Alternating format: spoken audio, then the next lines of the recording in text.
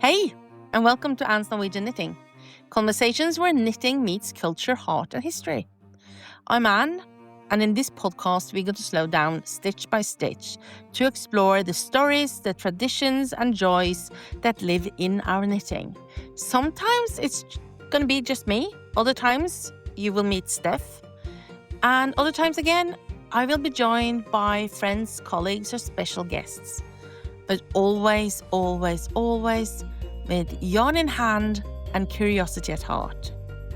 Thanks for being here. Let's dive into the next episode. Hey, another Friday, no, not a Friday, another Wednesday, another podcast. Looking forward to the weekend, are you in? We're recording this on a Monday. Yeah, this weekend just passed without me noticing it. I don't know what happened.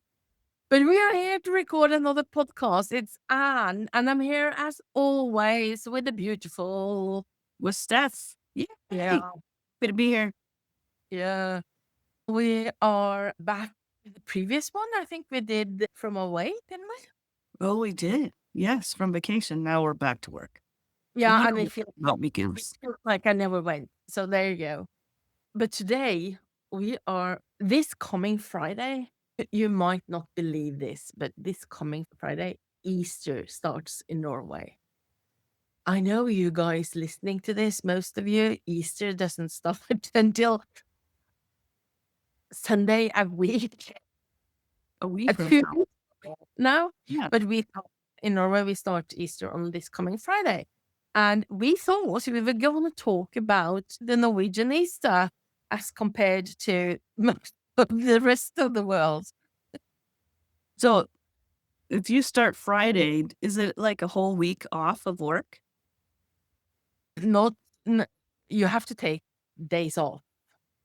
But this is the thing. I know this, Steph, but our listeners might not know this. Norway is not an extremely religious country. We are Protestants traditionally we follow the Martin Luther and his doctrines on that church door a few decades ago.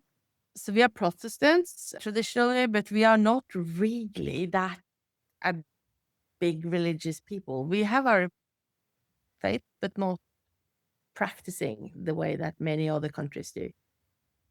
But we do stick to some of our holy holidays. And bring them forward. Yeah. Yeah. And Easter is one of those in the sense that they are public holidays. Was it Monday? It's Palm Sunday is this coming Sunday. Yeah. Yeah. We start our Easter the Friday before because Easter in Norway means going to the mountains, and we're going to get back to that. But then it's ordinary working days on Monday, Tuesday, and I actually think Wednesday, even though it might not appear so for most Norwegians. And then Thursday, I think it's Monday, Thursday or something it's called. Is it Monday, Thursday? It's skjærtorsdag in Norwegian, and then it's Good Friday on Friday. And those 2 days are public holidays in Norway. Everything is closed. So what happens, and then you have Easter Monday is also public holiday. So most people, and the Wednesday is like people go to work. Some people do, but a lot of people don't. And then that means that you have Wednesday, Thursday, half of Wednesday at least, Thursday, Friday, Saturday, Sunday, and Monday off in one go. Nice. A good day. That's more than a long weekend. That's a week off. Yeah, exactly. And if you then are a bit clever, you take 2 more days of your holiday days, and then you get then you start on this coming Friday, and you take Monday and Tuesday and Wednesday off. And then you get until the Tuesday after. That's a week and a half. Oh, nice. Yeah, and more than that. And then you go back to work on Tuesday, and then Friday feels like it's tomorrow, because 4-day work is for 4 weeks of 4-day week of work is perceived as like nothing compared to 5. I don't know why. It's psychology. It is. It's all in your head, but it does feel Yeah. nice. Yeah. So that is what we grew up with, is that because the school is off during that whole week. Oh, Yeah, school is off, completely off during that whole week. And I think that's why everyone thinks about that 1 week. Because, for example, when I grew up, school was off and we didn't have that many vacation days back then. But what do you do with your kids when they're off school? You have to, take care of them. yeah. Like a So, spring break then. You pardon? combine spring it's like a spring break.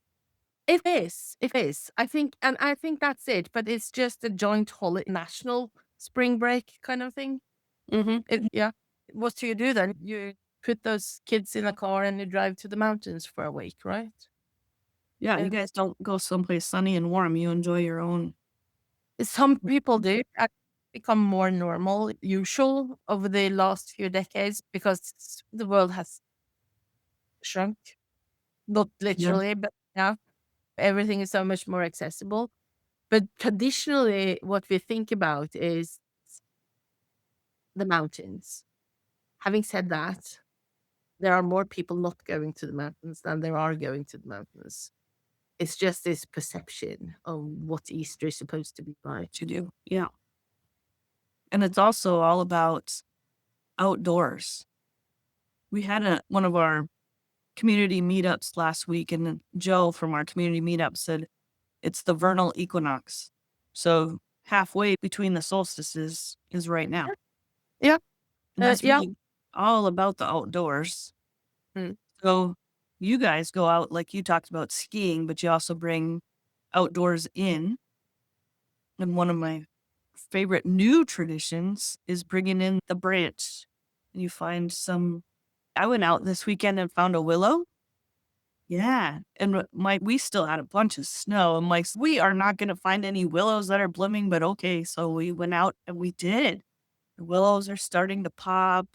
I brought it in yesterday. My dad's, oh, spring is coming if we see that. It's just Mhm. that, is it hope, relief?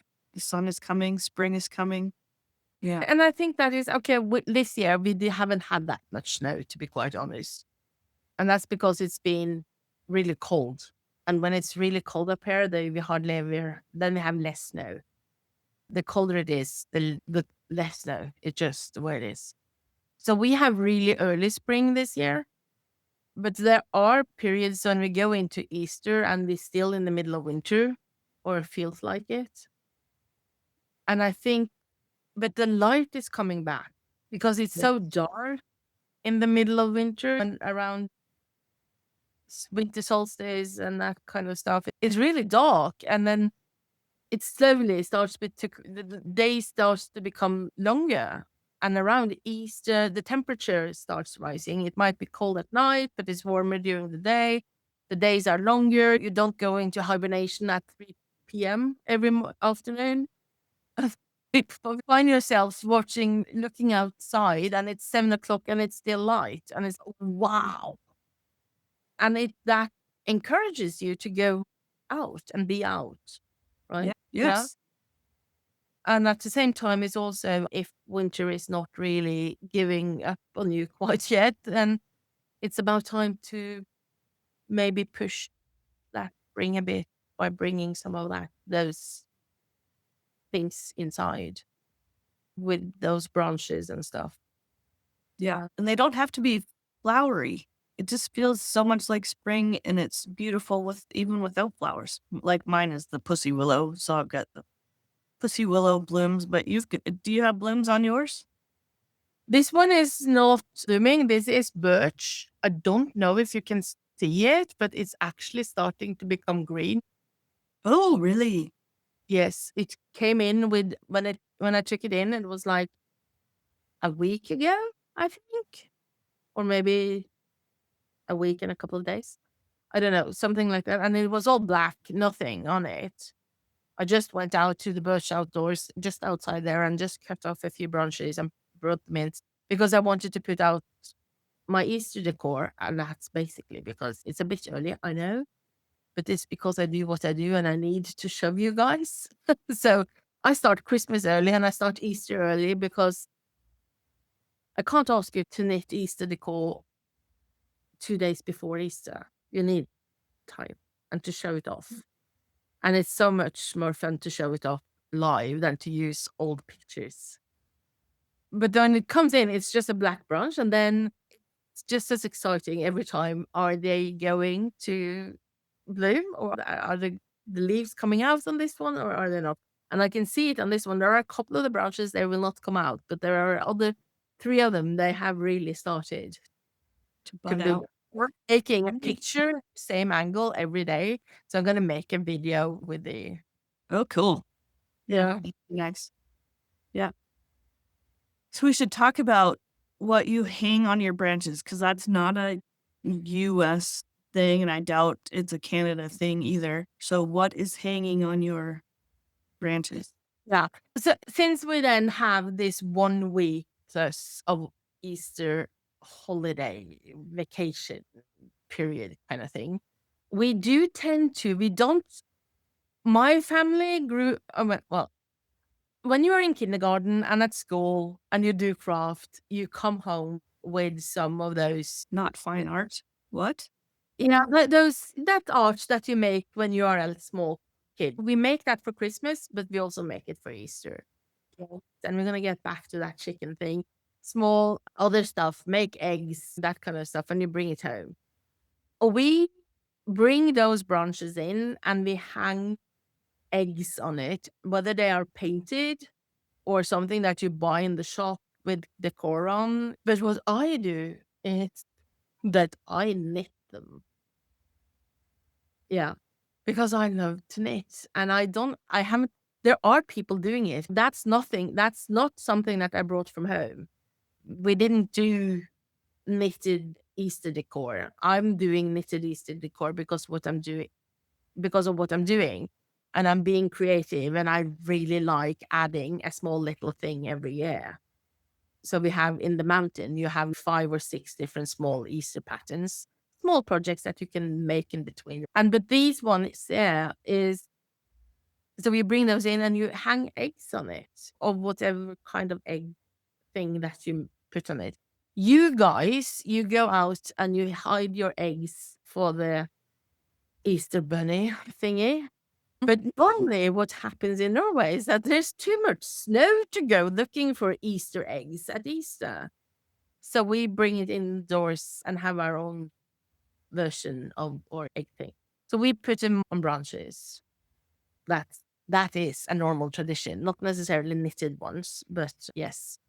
Some people go. You guys put feathers on them.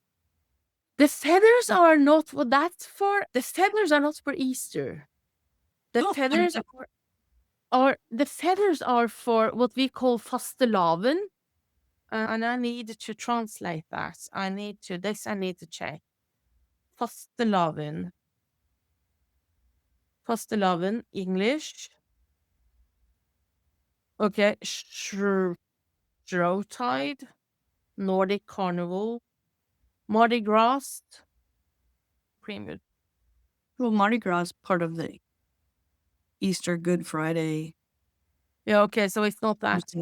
Because the Fastelaven is, it has to do with when you go into, what do you call it when you don't eat? Fasting? Yes, that fastelavn. It has to do with, because it's that weekend, 7 weeks. Okay, I'm gonna give this to you. Okay, Okay. yeah.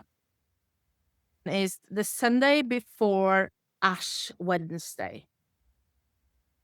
Okay. And that's 7 weeks before Easter. And it's a time for celebration with sweet bakery. And it was from before Catholic religious times, really.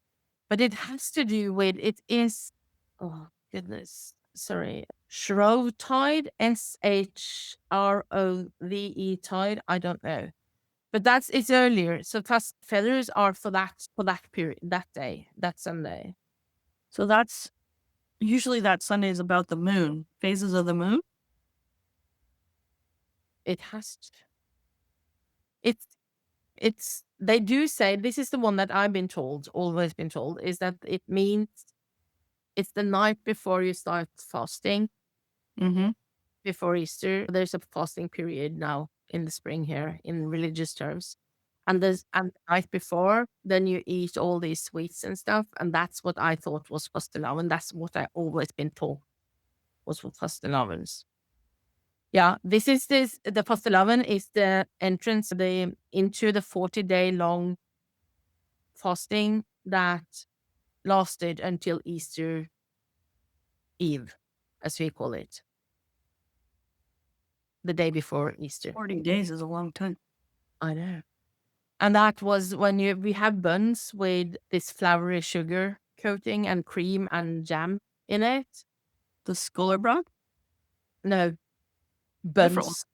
Yeah, sweet buns, potted Okay. into cream and jam in inside, put the top on top, and then you have this, what you call it, that sugar that it looks like flour. Yeah, powdered sugar. Yeah, and then you have that on top. Confectioner sugar. Yeah. Yeah, really fattening. That one is eaten on that particular Sunday, and it's the last day before you start the fasting. And those feathers on those brown are on that during that weekend. So it's teasing you that the chicken's already butchered and here's the feathers, but you can't eat it. I don't know. These actually came because we have these. Those. We're deviating a bit from. We are. Because I read that on the branches you hang eggs and feathers. And I've seen people have eggs and feathers on theirs. People from Norway. Yeah. I would never put feathers on for Christmas, no, for Easter, but I have seen it. But those that are full of feathers and no eggs, they are from this particular Sunday for Easter.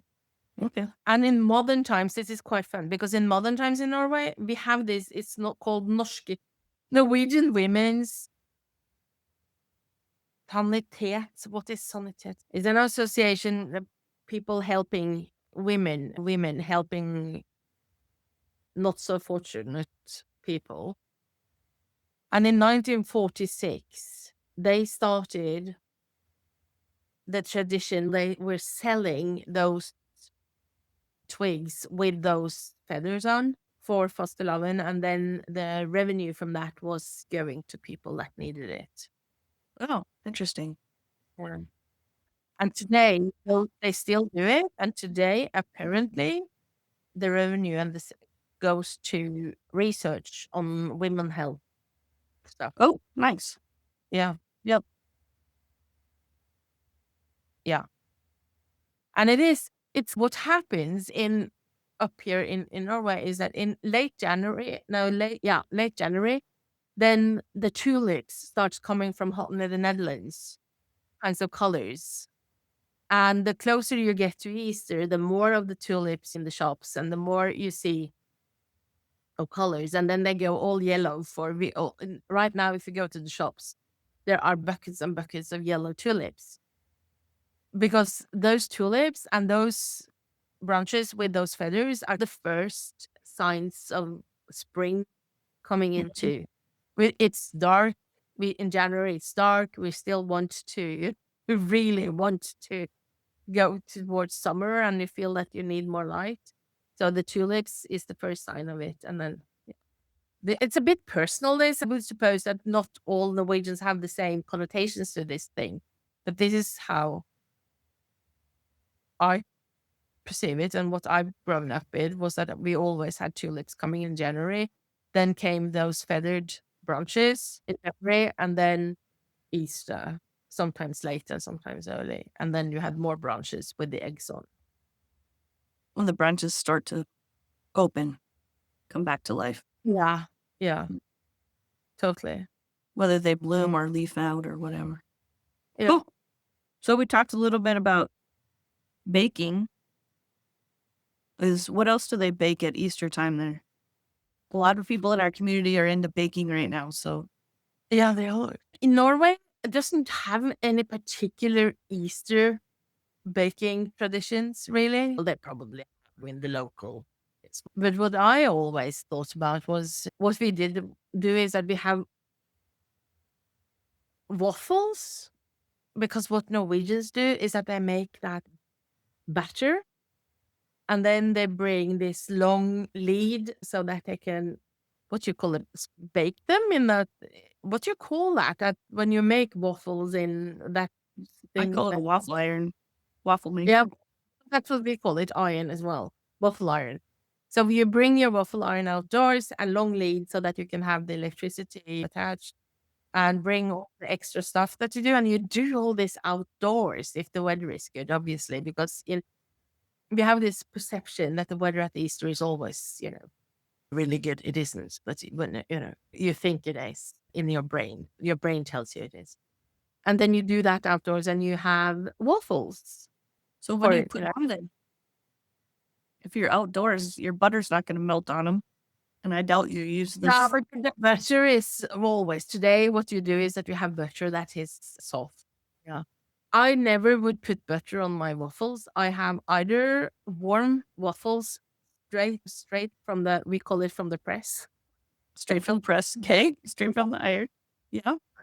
Yeah, but we actually do say it's coming straight from the press. It's because it's pressed. That kind of, you put the bait in the battery and then you press it down to, yeah. Yeah. But anyway, so that is warm, and then goat cheese on it, brown Oh, cheese.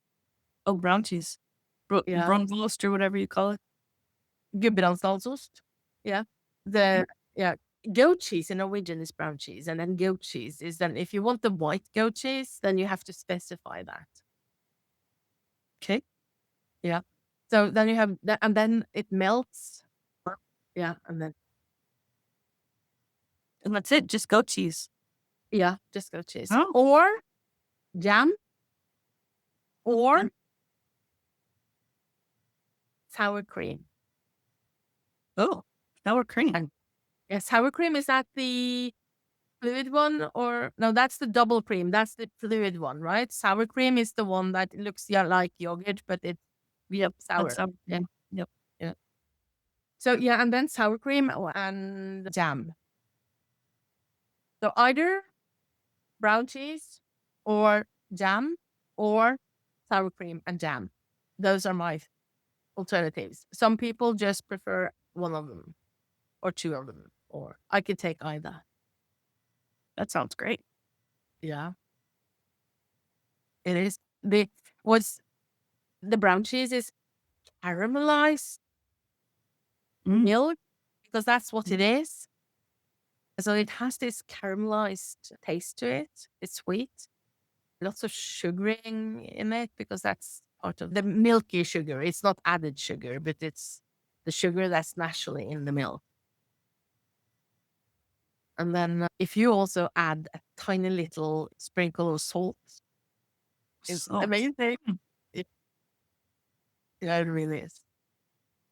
So there we go. Yeah. So that waffle, that's, to me, that is any time of the year, but it also reminds me of Easter when you do it outdoors like that. I have a Norwegian baking book, and they talk Yeah. about waffles with a spruce tip syrup over the top. And I can see that's where it would come from, is you guys taking your waffles outside this time of year. We're not quite having our spruce tips pop here, but that would be a very springy, Yes, great flavor. it would. Absolutely. Cool. Mhm. So we're talking about Easter baking. Let's talk about the Easter bunny that you don't have.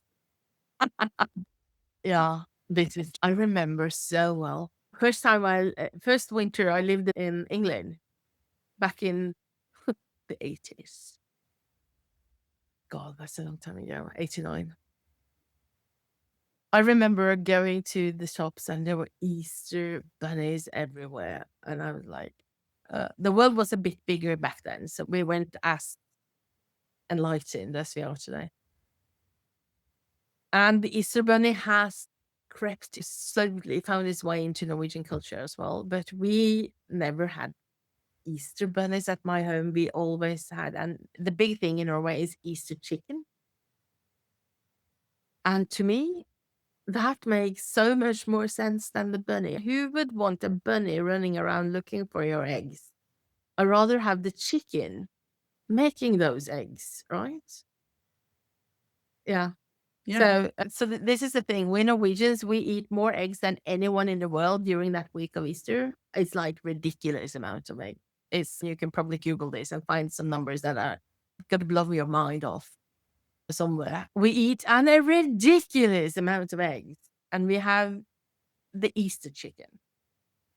We have Easter chickens and more Easter chickens, and that's why I have knit my Easter chickens, and they are sitting in the branch there. Can you see them? Yeah. Mhm. Nesting in the bridge. Roosting. Yeah. Rustic. So, sure, yeah. Yeah. No, so we have chickens. We don't have the rabbit. We do have it, but not to the same extent as you guys have.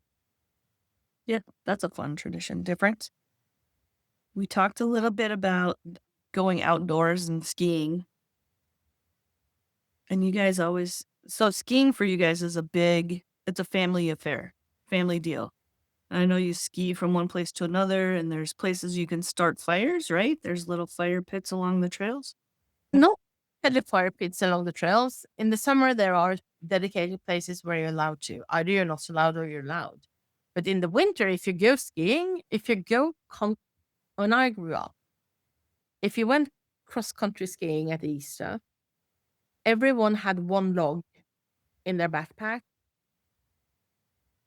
And then we made a fireplace and we grilled hot dogs and stuff out in the forest. We walked for an hour or two, had brought food, warm drinks, sitting pads, um, dug a hole, made a fire, made seats so that you can sit in the sun and soak the sun up, and then made a fire. I don't know how often people do that anymore, to be quite honest, but that's how I grew up. So what else was in your backpack? You had a log and a hot dog. Let's Huh? your seating pad. Yeah, and hot chocolate on a thermos. Oh, Yeah, or blackcurrant, warm blackcurrant. like a tea? Yeah, drink. Mm, Actually, it's blackcurrant juice that you made that you just use warm water instead of cold water when you dilute it, and chocolate. of course. Kvikk Lunsj. Yeah. And for those who haven't been with us for a while, tell them what quick lunch means. Kvikk Lunsj. Yeah, Kvikk Lunsj means quick lunch, and it is what you, by looking at it, might think is a Norwegian version of Kit Kat, but it's nothing even like Kit Kat. And you can go on TikTok or Instagram or anything and see videos about English speaking people moving to Norway telling you that Kvikk Lunsj is nothing like Kit Kat. It's proper biscuit, beautiful chocolate, so much better than the Kit Kat chocolate. 4 stripes, and is a bit bigger than the Kit Kat. And it's made to share our one each. And what is funny is that that chocolate has for since, well, I think it was in the 50s. It's We have this Norwegian hiking association thing, and they Mhm. have been operating with Freya, the manufacturer of these chocolate, since, and this has been the official hiking chocolate. So it you can see so many commercials from the old days with that chocolate going with in the backpack when you go out hiking, whether it's summer or winter, which is cool actually. And on the inside of it, we have these. There are these. They call them fjellvettregler, which means mountain sensible rules, kind of thing. Mhm. A set of rules that you should follow, and one of them is that it's never too late to turn around and go back and Oh, listen to local people's knowledge before you set out. always listen to the weather forecast before you go out, that kind of thing. Lots of them. And on the inside of the Kvikk Lunsj wrapping, you will find all these rules. So it's a hiking. It's a hiking chocolate. It's hard to say you don't know the rules when you're carrying them with you. Yeah, exactly. So I didn't know. Did you bring it in your Kvikk Lunsj? Yeah, there you go. And don't forget the Solo.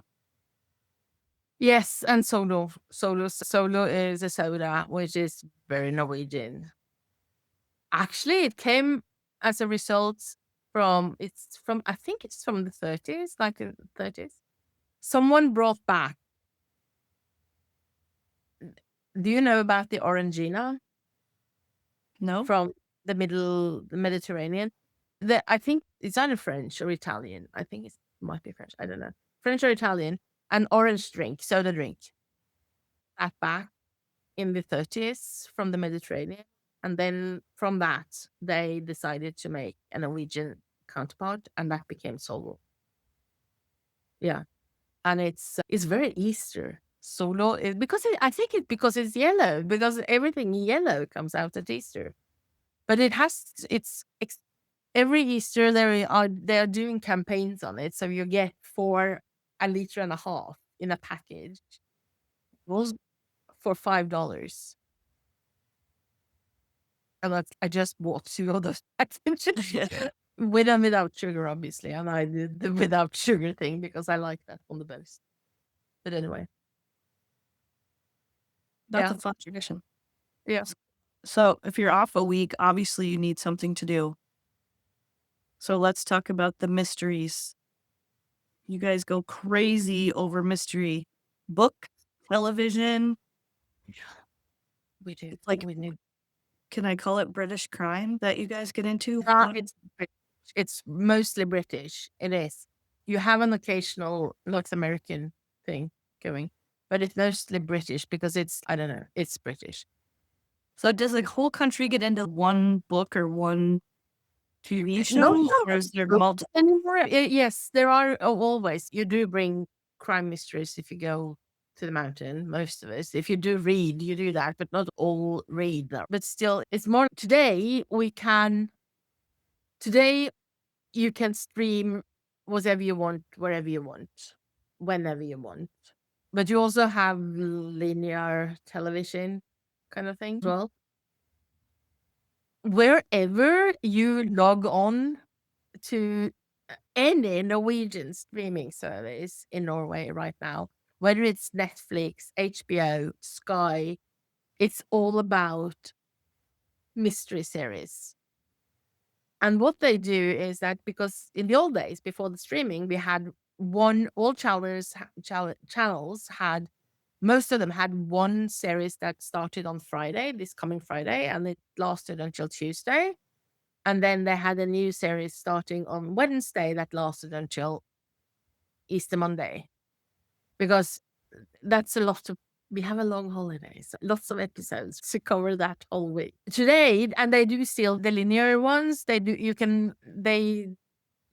like the Norwegian Broadcasting Association, which is equivalent to the BBC in the UK. They will send a mystery series starting this Friday and then ending most likely on Tuesday, and they will then start a new one on Wednesday, and then it will go on to Sunday or Monday. You can also stream those if you want to, whenever you want to. Obviously, they're already there, or some of them, they do drip them out.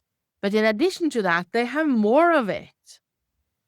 So you can choose and pick from whatever they are highlighting. When you log on, you will see that there are like 10 different things that you can choose from. And then if you change channel and you go into TV2, as we call it, you will find the same, and they will do the same on linear television as well. And then if you go into Netflix, you will find the same. The Norwegian Netflix is set up for the mystery season for Easter for Norwegians. So they highlight all their mysteries. And then they also, obviously, what they do, all of these, and HBO and all that, all of them, they do also release some new stuff during this season. They hold off a release and put it for Easter. because I know this is the high season for people. Mystery stories. So even yesterday, I was going through Netflix and Agatha Christie shows were popping up as a recommended. So I think we get it here when we don't know it, maybe, where you guys really get it. Yeah, we really get it. And this is the story behind this is so fun. And I didn't know this. It's just the way it is. But because I do what I do, I had to look into this a few years ago. And the story behind this is that in early 20s, 23 actually, there was this author, and he had written a mystery, and he wanted to publish that one and launch it during Easter. So what happens there was that what is Aftenposten, which is like the New York Times or the London Times, or what, one of the biggest paper in Norway, the Aftenposten, he bought an ad on the front page of Aftenposten during Easter. So that on Palm Sunday, on the front page of on that paper, it says, "The train to Bergen was robbed last night."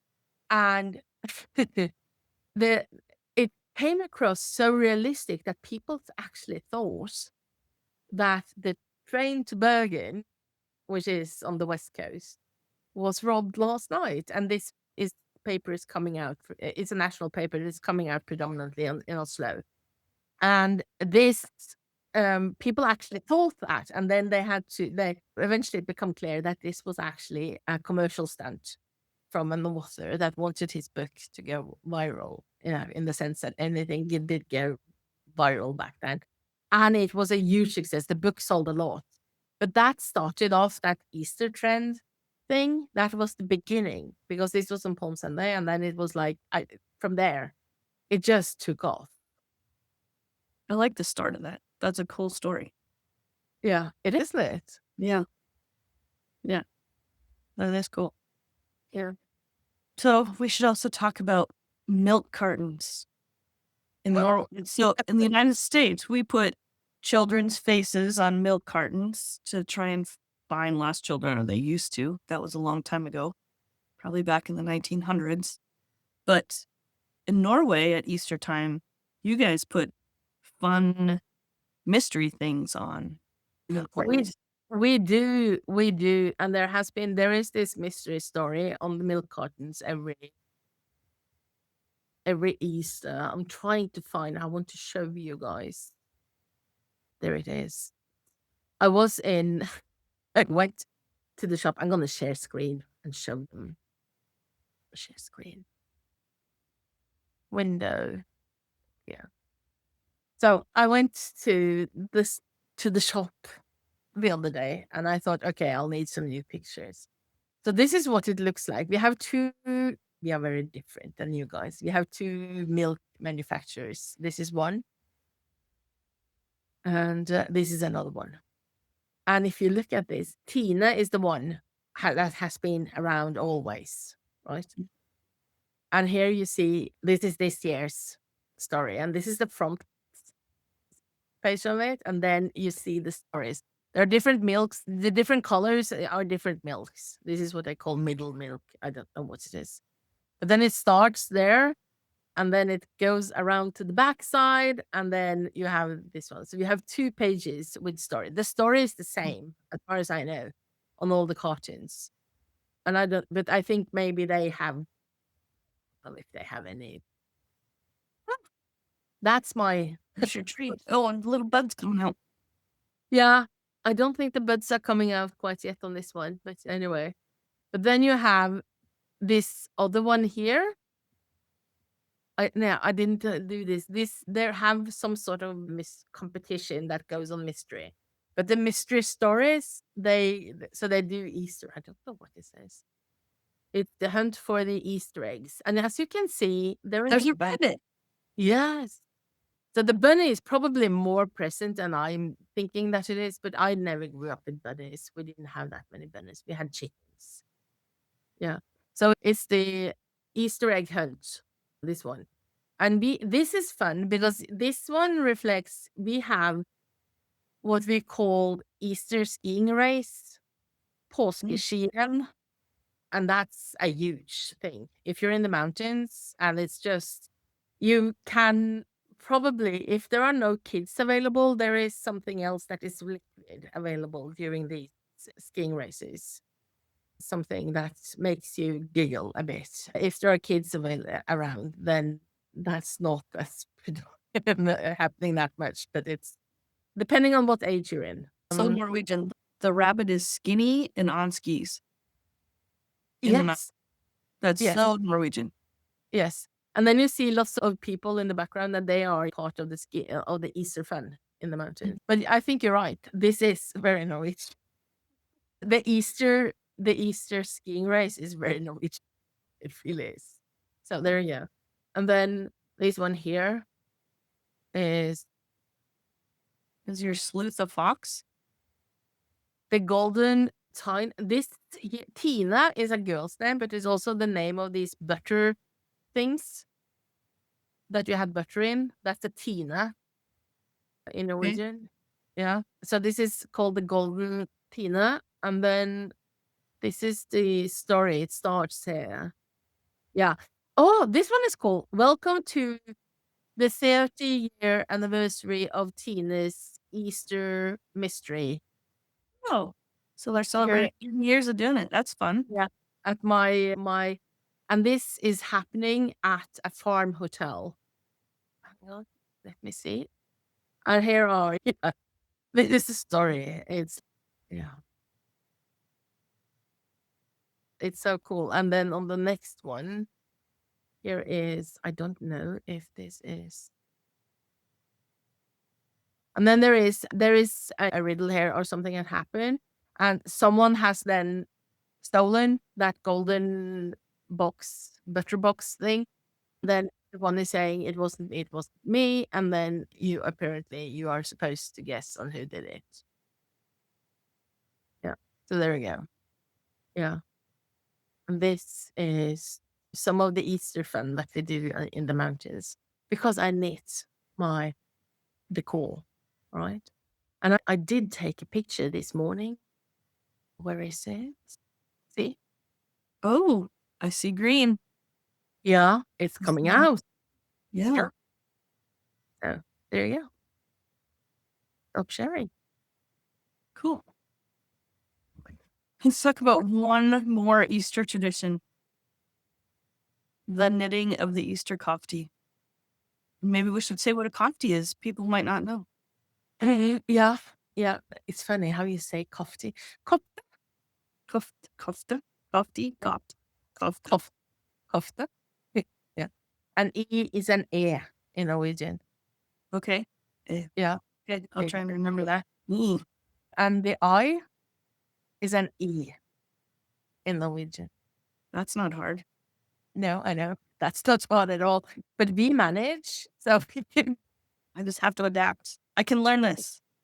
yeah, you can. I know you can. But anyway, kofte. Kofte is a cardigan, but it's the old, kofte is the traditional. That's what we call the traditional cardigans, the way that you saw them in the 50s, 40s, and before. Today, a cardigan can be any kind of jacket, but it's a colorway. A kofte is a colorway cardigan with buttons and stuff. There is this tradition, there has become a tradition to make what they called mystery knits at Easter time in Norway because of the mystery aspect to Easter and because the holiday is fairly long. Some people they tell you that it's going to be a sock. They tell you that you need 5 colors or 4 colors or whatever, and then you get one section every second day or something like that. You don't know what it's going to look like. You just know that this is it. This is what you need. This is the yarn you need. This is the gauge you're going to be aiming at, and needles. And others do the same with the kofte. Some do it with mittens. Some do it with some other stuff. I did it once with some slippers, actually. Oh, cool. Yeah.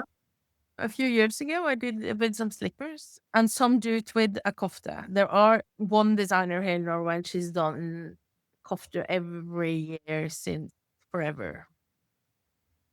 I don't know how long she's done it, but she's done it for many years now.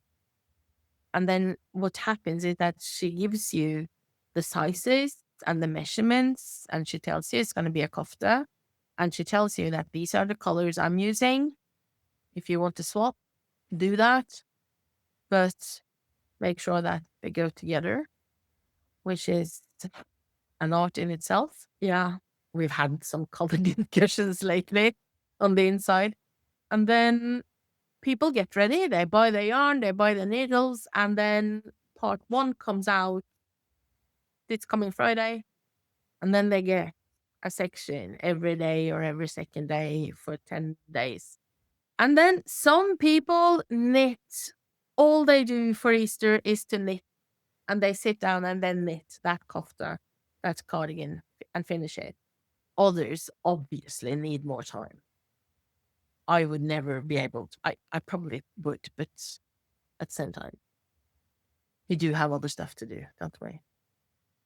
So We do. and that's cool. And women think Starting them earlier and then having them done in time for the Easter skiing. Pardon? I've heard of people starting earlier a kofta and having it done in time for Easter skiing.